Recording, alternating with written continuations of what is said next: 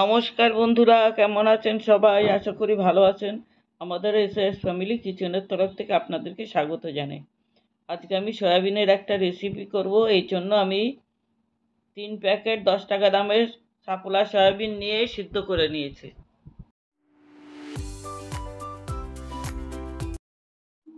সিদ্ধ সয়াবিনটাকে আমি ভালো করে ধুয়ে জল ঝরিয়ে নিচ্ছি।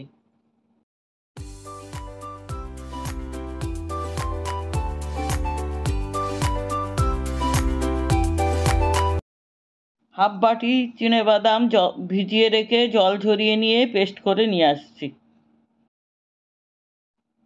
এদিকে আমি সয়াবিনটাকেও পেস্ট করে নিয়েছি। একদম মিহি পেস্ট করিনি, একটু দানা দানা রেখেছি। বাদামটাকেও পেস্ট করে নিয়েছি, একটু দানা দানা ভাব রেখেছি।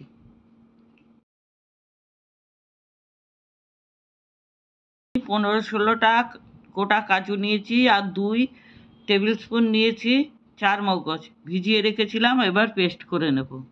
আর দিলাম 4টে কাঁচা লঙ্কা, সঙ্গে হাফ ইঞ্চি আদা। এবার আমি মিক্সিতে ভালো করে মিহি করে পেস্ট করে নিয়ে আসছি। সয়াবিনের পেস্টটার মধ্যে দিয়ে দিলাম 1 চামচ শুকনো লঙ্কার গুঁড়ো, হাফ চামচ হলুদের গুঁড়ো, 1 চামচ ভাজা মশলা আর 2টো আলু। এবার আমি দিয়ে দিচ্ছি বেটে রাখা বাদামটা।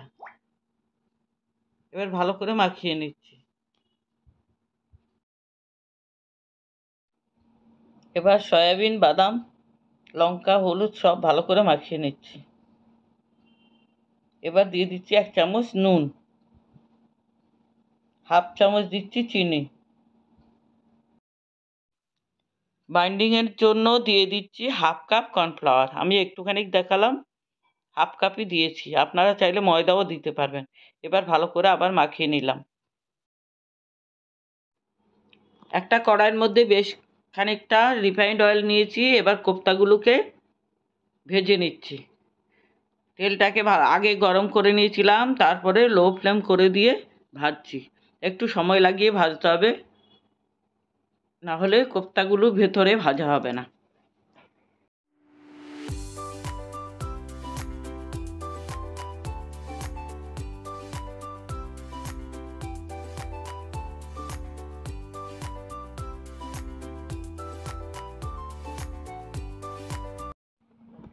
আমার কোপ্তাগুলো ভাজা হয়ে গেছে, আমি এবার উঠিয়ে নিচ্ছি।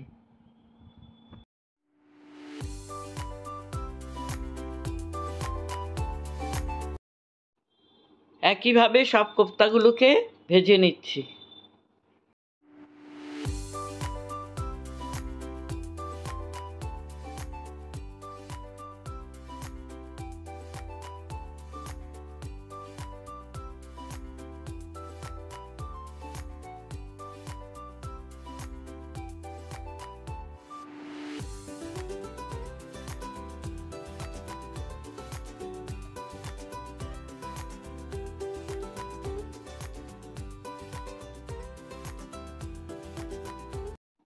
কোপ্তাগুলো সব ভাজা হয়ে গেছে, আমি উঠিয়ে নিচ্ছি।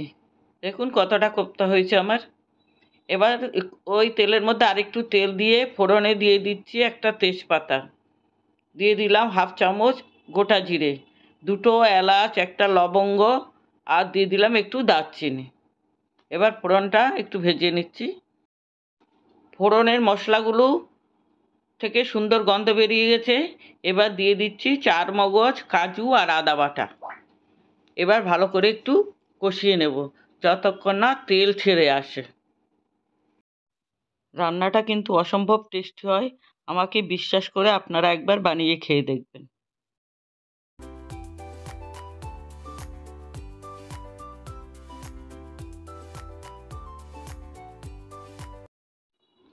এদিকে আমি 2 টেবিল স্পুন টক দই নিয়েছি, তার সঙ্গে দিয়ে দিচ্ছি সামান্য একটু কর্নফ্লাওয়ার। কর্নফ্লাওয়ারটা দিয়ে আমি ভালো করে ফেটিয়ে নিচ্ছি। কর্নফ্লাওয়ার দিলে কেটে যাবে না দইটা রান্নাতে দিলে। এবার দিয়ে দিচ্ছি 1 চামচ কাশ্মীরি লঙ্কার গুঁড়ো। এবার আবার ভালো করে একটু কষিয়ে নিচ্ছি।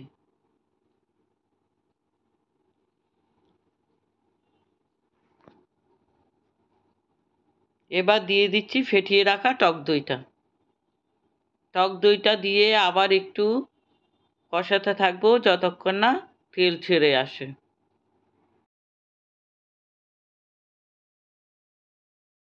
এবার মশলাটা পুরো কষানো হয়ে গেছে, আমি দিয়ে দিচ্ছি 1 চামচ নুন।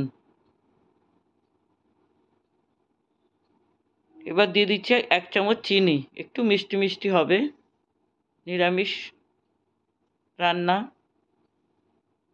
এবার একটু কষিয়ে নিয়ে দিয়ে দিচ্ছি ঝোল। ঝোলটা একটু বেশি দেবো কারণ কোপ্তা অনেকটা ঝোল টেনে নেবে। এবার একটু ঢেকে দিচ্ছি যতক্ষণ না ঝোল ফুটে ওঠে। ঝোলটা ফুটে গেছে, আমি কোপ্তাগুলো সব দিয়ে দিচ্ছি।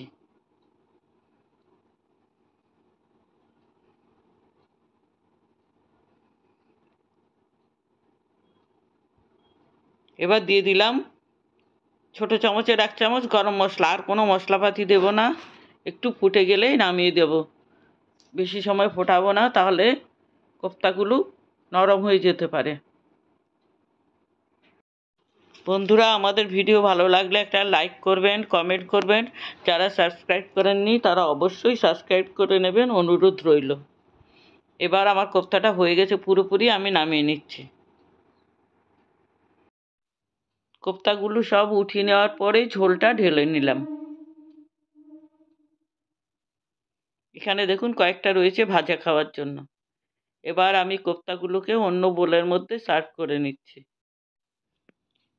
ফিরে আসবো অন্য কোনো দিন অন্য কোনো নতুন রেসিপি নিয়ে। ধন্যবাদ।